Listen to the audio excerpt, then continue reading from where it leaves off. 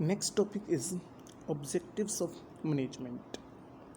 Objectives are the endpoints which are activities of an organizations are undertakings.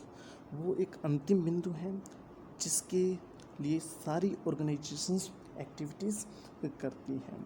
Generally, it is assumed that profit maximization generally ये माना जाता है कि जो profit मैक्सिमाइजेशंस है वो ऑर्गेनाइजेशंस का ऑब्जेक्टिव है.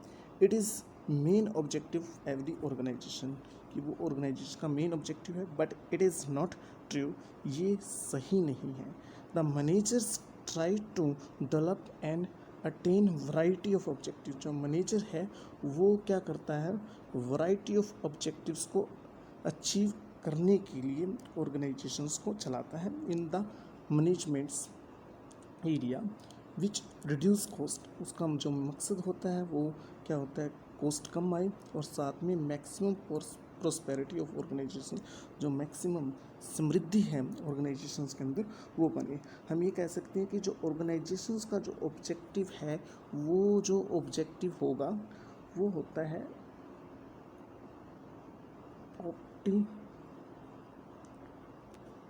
ऑप्टिमली एंड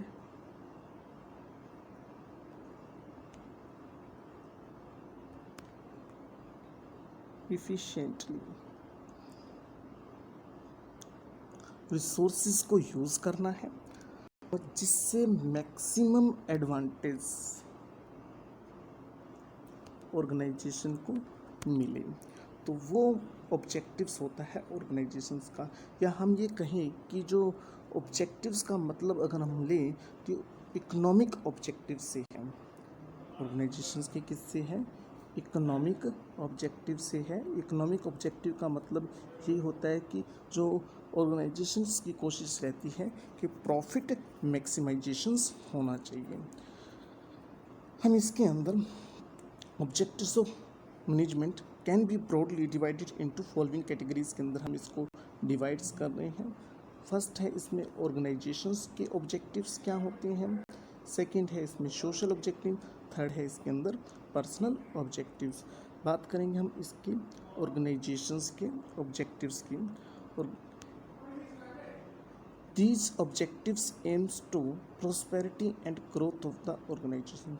जो ऑर्गेनाइजेशन का ऑब्जेक्टिव होगा वो क्या है, प्रोस्पेरिटी, समृद्धि ऑर्गेनाइजेशंस की ग्रोथ. उसके अंदर जो विकास दर है, वृद्धि है, विकास है वो लगातार ऑर्गेनाइजेशन का होता रहे. The main objective of any organisation is to utilise human and non human resources is most efficient and effectively. तो ऑब्जेक्टिव होता है वो यही होगा ऑर्गेनाइजेशंस का कि जो ह्यूमन और नॉन ह्यूमन रिसोर्सेज हैं उनका इफ़ेक्टिव और इफ़िशिएंट यूज़ होना चाहिए जिससे ऑर्गेनाइजेशंस का जो ऑब्जेक्टिव है वो फुलफिल हो जाए.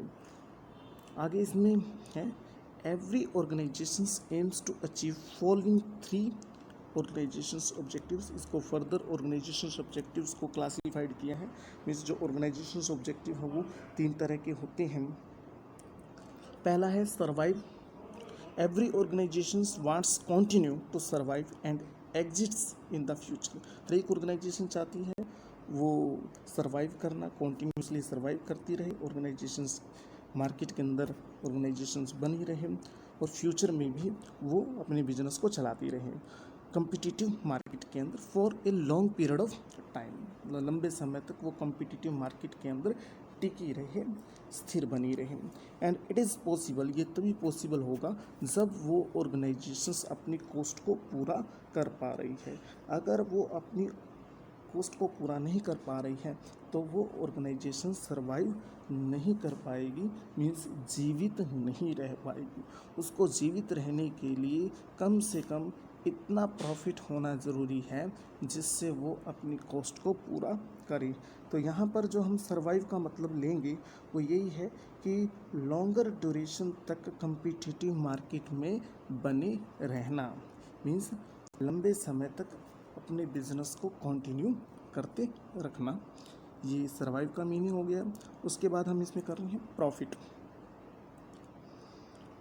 Profit is the life blood of business. जो प्रॉफिट है किसी भी, हम इसको बैकबोन भी बोल सकते हैं और लाइफ ब्लड भी बोल सकते हैं बिजनेस की। ये बहुत ही ज़रूरी होता है किसी भी ऑर्गेनाइजेशंस के लिए।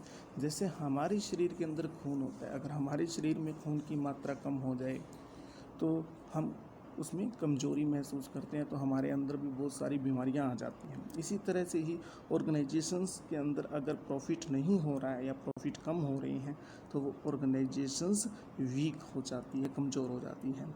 सो every organization wants to adequates amounts of profit. तो हर एक ऑर्गेनाइजेशंस पर्याप्त लाभ जरूर अर्न करना चाहेगी। फर्स्ट है इसमें, profit is essential for survival, growth and expansion of business. Profit क्यों ज़रूरी है? सर्वाइव करने के लिए, ग्रोथ करने के लिए और बिजनेस को एक्सटेंड बड़ा बनाने के लिए। सेकंड है, profit is a reward for risk bearing. Profit किसका रिवार्ड है? इनाम होता है जो हम रिस्क उठा रहे हैं। Is most for cover cost, it's must for cover cost. और ये कॉस्ट को कवर करने के लिए भी ज़रूरी होता है, मतलब जो हम अपनी कॉस्ट कवर करेंगे वो प्रॉफिट में से ही कॉस्ट को कवर करते हैं। थर्ड है इसमें growth. Organisations growth is measured in term of sale, number of products, market share, number of employees. जो ग्रोथ है वो कैसे मेजरमेंट की जाती है? अगर सेल ज़्यादा है तो मीन्स ऑर्गेनाइजेशन ग्रोथ कर रही है, अगर सेल कम हो गई है ऑर्गेनाइजेशन की तो ग्रोथ नहीं हो रही है। नंबर ऑफ प्रोडक्ट्स, अगर कोई कंपनी या बिजनेस ज़्यादा प्रोडक्ट्स बना रहा है तो वैरायटी ऑफ प्रोडक्ट्स ज़्यादा है तो तब ये माना जाता है कि उसने ग्रोथ की है। मार्केट शेयर ज़्यादा हो गया है तब भी ग्रोथ का सिंबल है। नंबर ऑफ़ एम्प्लॉय जहाँ पर ज़्यादा है, नंबर ऑफ़ एम्प्लॉय काम करने वाले, तो वो भी ग्रोथ का ही सिंबल होता है। तो हर एक बिजनेस यही चाहेगा कि उसकी जो सेल है वो मैक्सिमम हो, मार्केट शेयर ज़्यादा हो, ज़्यादा से ज़्यादा एम्प्लॉय वहाँ पर ऑर्गेनाइजेशन के अंदर काम करें। Business organisation will be in position to exploit its potential opportunities. और बिजनेस ऑर्गेनाइजेशन ये भी चाहेगा कि ज़्यादा से ज़्यादा जो अपॉर्चुनिटीज़ हैं उनको गेन किया जाए ताकि वो अपने बिजनेस को बड़ा बना सके और अपने कंपटीटर्स को आसानी से बीट कर सके। तो अगर उसकी कैपिटल्स इन्वेस्टमेंट ज़्यादा हो जाती है मार्केट के अंदर तो ये भी ग्रोथ का ही सिंबल है। Social objective is the second objective of management. According to this, it is concerned with the benefit of society. जो इसका संबंध है वो benefit of society के साथ है। मीन्स जो ऑर्गेनाइजेशंस को कोशिश करनी है कि ज़्यादा से ज़्यादा बेनिफिट्स हैं वो सोसाइटी तक पहुंचाया जा सके। Means doing something for society, society के लिए कुछ काम किया जाए। क्योंकि जो ऑर्गेनाइजेशंस हैं वो सोसाइटी के अंदर रहती है, सोसाइटीज़ के रिसोर्सेज यूज़ करती है, तो बदले में उसकी रिस्पॉन्सिबिलिटी होती है कि सोसाइटीज़ को भी कुछ दिया जाए। तो सोसाइटी को बेनिफिट देना या उसके लिए, उसके वेलफेयर के लिए कार्य करना, ये सारा सोशल ऑब्जेक्टिव्स के अंदर आता है। बहुत सारी ऑर्गेनाइजेशंस हैं जो सोशल ऑब्जेक्टिव्स को फुलफ़िल करने में लगी हुई हैं।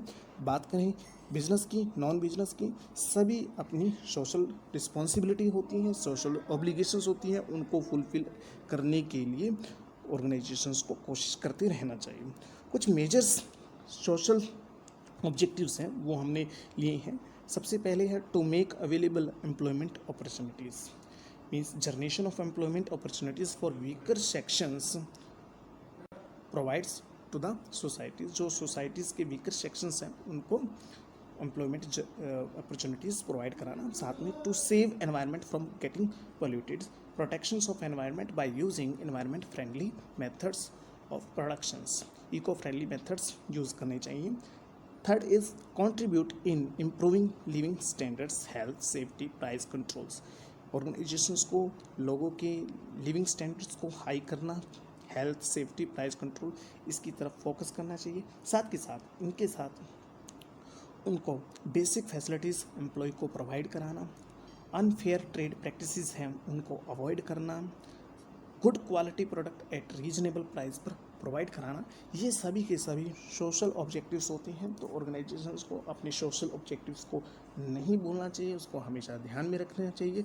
ये सोशल ऑब्जेक्टिव्स अगर ऑर्गेनाइजेशन फुलफिल करती है तो वो एक रेपुटेटेड कंपनी बनती है जिससे आगे जाकर वो लॉन्ग टर्म्स में मार्केट के अंदर सर्वाइव कर पाती है और अपनी गुडविल हाई करती है। Next is personal objective. It's the third objectives of management. Employees are the main part of the organization. Main part है एम्प्लॉयज़, क्योंकि जो ऑर्गेनाइजेशन है उन्हीं के सहारे चलती है।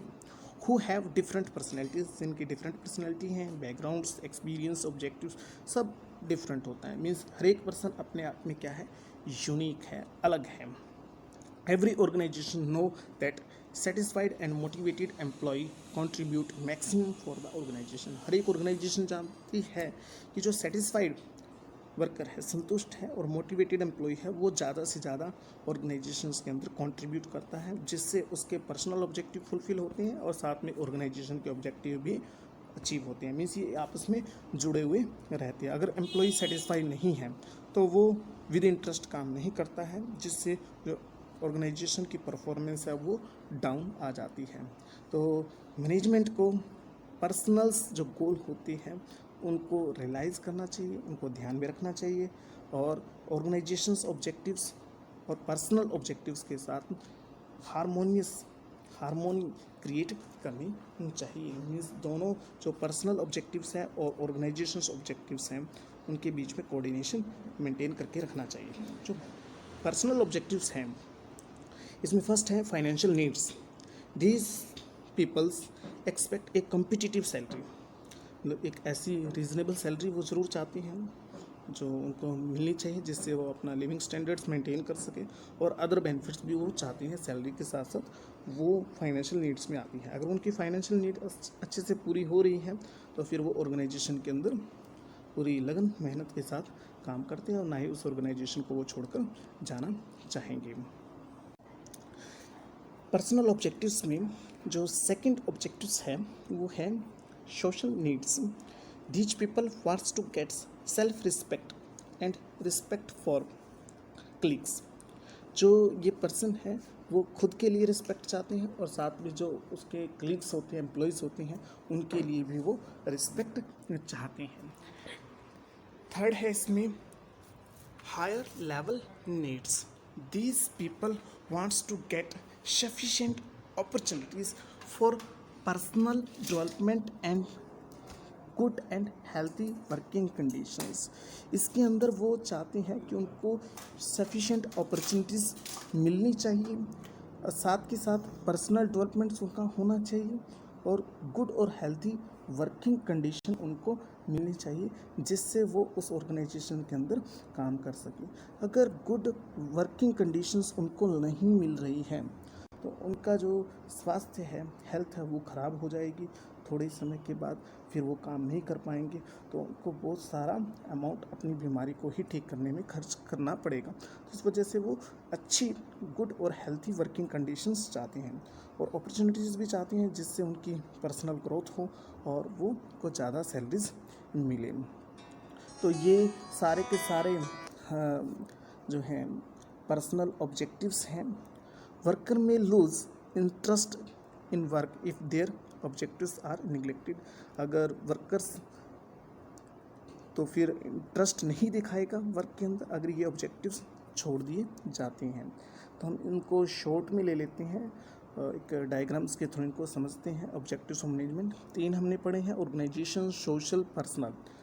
ऑर्गेनाइजेशन ऑब्जेक्टिव में सर्वाइव करना मीन्स कम से कम इतना प्रॉफिट होना चाहिए जिससे वो मार्केट के अंदर सर्वाइव करें। सर्वाइव का मतलब यहाँ पर क्या है कि इतना प्रॉफिट हो जाए जिससे वो अपनी इतना रिवेन्यू हो जाए, इतना प्रॉफिट हो जाए जिससे वो अपनी कॉस्ट को पूरा कर सके और फ्यूचर में वो अपने बिजनेस को रन कर सकें। बात करेंगे थी हमने प्रॉफिट की। प्रॉफिट का मतलब यहाँ पर क्या है कि जो प्रॉफिट है वो लाइफ ब्लड होता है बिजनेस को सक्सेसफुली चलाने के लिए, मार्केट के अंदर उसको सर्वाइव करवाने के लिए, साथ में बिजनेस के जो ऑपरेशंस होती हैं उनको एफिशिएंटली रन करने के लिए, और जो प्रॉफिट है वो बिजनेस में रिस्क बेरिंग का अवार्ड होता है, जो ओनर बिजनेस रिस्क उठाता है। ग्रोथ का मतलब क्या है, बिजनेस को वो एक्सपेंड करे और लंबे समय तक, लॉन्ग रन तक वो बिजनेस को चलाता रहे। उसके बाद सोशल ऑब्जेक्टिव पढ़े थे हमने। सोशल में एम्प्लॉयमेंट अपॉर्चुनिटीज़ प्रोवाइड करवाना मीन्स वीकर सेक्शन है जो सोसाइटी के, उनको एम्प्लॉयमेंट अपॉर्चुनिटीज़ प्रोवाइड करवाना, एनवायरनमेंट को सेव करना, इको फ्रेंडली मेथड्स यूज़ करके इम्प्रूविंग लिविंग स्टैंडर्ड्स, मीन्स उनको good quality products fair price पर प्रोवाइड करवाना, उनके साथ किसी भी तरह की अनफेयर ट्रेड प्रैक्टिसेस हैं उनको अवॉइड करना, और लॉफुल बिजनेस है उसी को कंडक्ट करना। रीजनेबल प्राइस हमने इसमें किया है कि उनको जो है फेयर प्राइस पर, गुड प्राइस पर प्रोडक्ट अवेलेबल कराना। बात करते हैं पर्सनल ऑब्जेक्टिव्स की, इसमें है फाइनेंशियल नीड्स, मीन्स उनको एडिक्वेट सैलरी देना और अदर बेनिफिट्स देना। Social needs, respect from others, जो ऑनर होते हैं, टॉप लेवल पर मैनेजमेंट होते हैं, जो उसका सुपीरियर होता है, उनसे उनको रिस्पेक्ट मिलनी चाहिए। हायर लेवल नीड्स मीन्स उनको training developments time to time देते रहना चाहिए, जिससे उनका डेवलपमेंट हो और वो कहीं पर भी जाके अच्छी सैलरी के अंदर काम कर सकें, और उनकी एम्प्लॉयज़ को स्पेशलाइज्ड बनाना, और गुड वर्किंग कंडीशन प्रोवाइड कराना, अच्छी वर्किंग कंडीशन, जिससे उनकी हेल्थ पर किसी भी तरह का एडवर्स इफेक्ट ना पड़े।